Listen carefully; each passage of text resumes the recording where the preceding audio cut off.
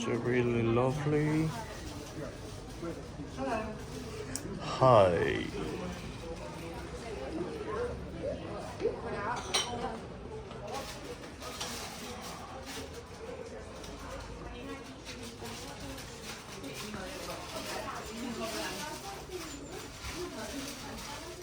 We don't let people film this part, just so you know.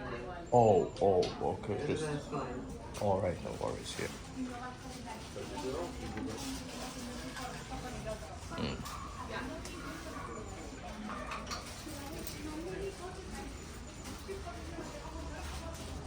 Thank you. Thanks.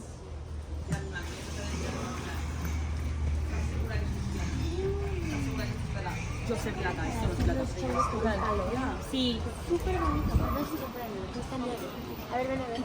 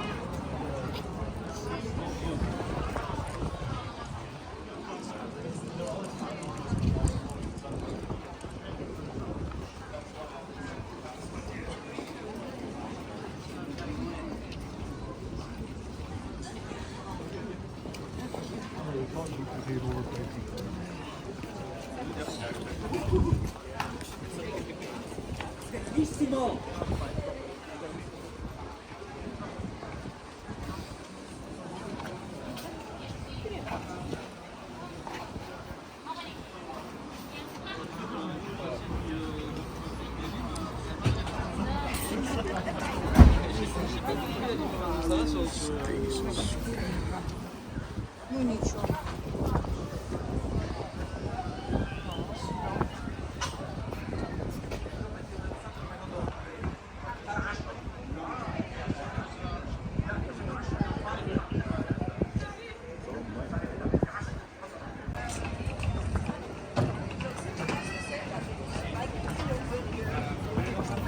Parce que la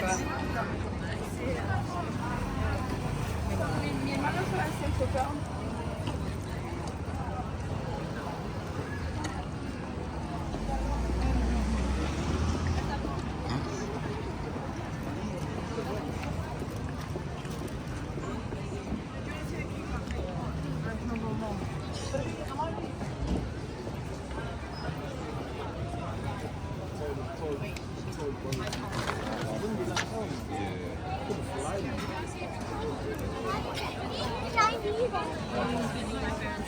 I don't want to pay the brand. Hold on. You still want to go to rough trade?